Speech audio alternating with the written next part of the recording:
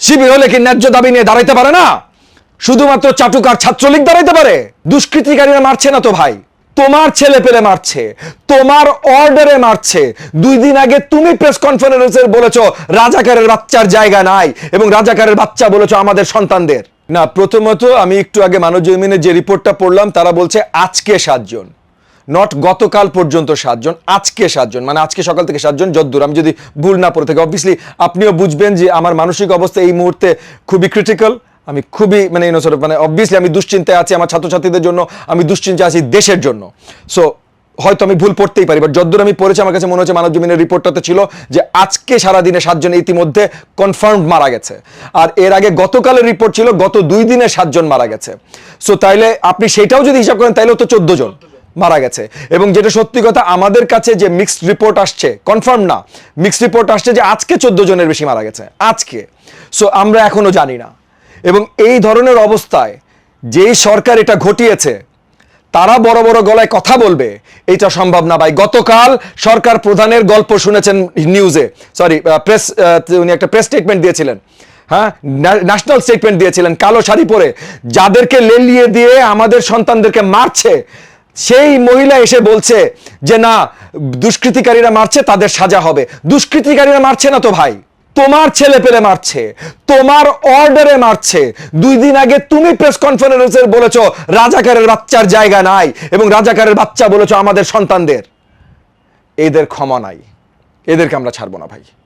আচ্ছা, আবু সাইদ সম্পর্কে জানতে চেয়েছিলাম যে তিনি তো আসলে মানে আন্দোলন করেছেন অধিকারের জন্য, কোটা আন্দোলন, তাকে এখন শিবির তকমা দেওয়া হচ্ছে। হোক শিবির, ও শিবির হোক, ও ছাত্র দল হোক, ও ছাত্র লীগ হোক, ও যে কোনো দলের হোক, তাতে কি আসে যায়? ও সঠিকের জন্য দাঁড়িয়েছিল, ন্যায্য আদায়ের জন্য দাঁড়িয়েছিল, সাহসী বীরের মতো বুক ফুলিয়ে দাঁড়িয়েছিল। পুরা বাংলাদেশের আজকে গর্বিত হওয়ার কথা আবু সাইদকে নিয়ে। একমাত্র এই চাটুকার সরকারি চাকর যেগুলো আছে, তারা এই ধরনের নোংরা কথা বলতে পারে যে সে অন্য কোনো দলের জন্য কাজ করছে। এই বীর নয়া মুক্তিযোদ্ধা আবু সাইদ, ওর এই সমাজের ন্যায্য দাবি নিয়ে দাঁড়িয়েছিল। কোন দলের কিচ্ছু আসে যায় না। আর হইল শিবির, শিবির হলে কি ন্যায্য দাবি নিয়ে দাঁড়াইতে পারে না? শুধুমাত্র চাটুকার ছাত্রলীগ দাঁড়াইতে পারে? এইবার যেইভাবে রক্তে রঞ্জিত করেছে ছাত্রলীগের একটা ক্রিমিনালকে রাস্তায় ছাড়া হবে না। আমরা এদের কাউকে ক্ষমা করব না। কোটা আন্দোলন সামনে কেন আসলো? এই সরকারের কাজ সাজি ছাড়া কোটা আন্দোলন সামনে আসার কথা না।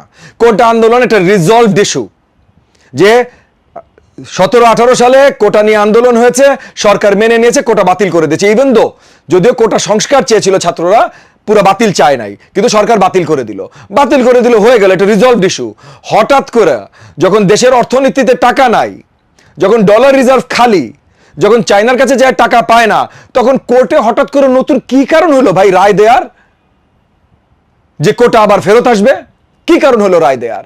না ভাই, এই সরকারের অ্যাক্টিভ ইন্টারেস্ট ছাড়া এই রায়ও আসে নাই। সো না, এটা এই সরকারের কাছে, যে কেন কাছে যে আমার জানার দরকার নাই তো ভাই। কেন চোর চুরি করেছে আমার জানার তো দরকার নাই।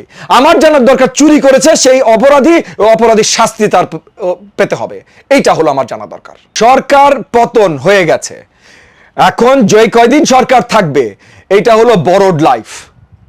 এই দেশের প্রত্যেকটা জনতা, প্রত্যেকটা নাগরিক এখন এই সরকারের বিরোধী। আপনি যদি একটু ফেসবুক, একটু ইনস্টাগ্রাম, যে কোনো সোশ্যাল মিডিয়া খুলে দেখেন, 71-এর ইয়াহিয়ার ছবির মতো আজকের প্রধানমন্ত্রীর ছবি সব জায়গায় লাগিয়ে দিয়েছে, সব জায়গায়। আমি নাম নিয়ে কথা বলছি না, কারণ আমি মানুষকে অসম্মান করে কথা বলতে পছন্দ করি না, কিন্তু যারা গা ঢাকা চলে, যারা আওয়ামী লীগের পৃষ্ঠপোষকতা খুঁজে এবং চায়, তারা পর্যন্ত এখন আওয়ামী লীগের প্রধানমন্ত্রীর ছবি দিয়ে শেয়ার করা শুরু করেছে। কেন? কারণ হাওয়া পাল্টে গেছে, এদের দিন শেষ। আজকে না হইতে পারে, কালকে হইতে পারে, 1 সপ্তাহ পর হইতে পারে, এদের দিন শেষ। এরা আর এই দেশ সরকার থাকতে পারবে না। দেখেন, দেশের সুদিন কত দূর আমি জানি না, তবে সবচেয়ে বড় দুর্দিন যে আওয়ামী লীগ নিয়ে আসছে, সেই আওয়ামী লীগের পতনের ঘন্টা বেজে গেছে। এরপর তো ভাই আমাদের সবার উপরে আমরা সুদিন আরো কত তাড়াতাড়ি আনতে পারি, তো সেইটা না। এখন মেইন পয়েন্ট হলো আওয়ামী লীগের পতনের ঘন্টা।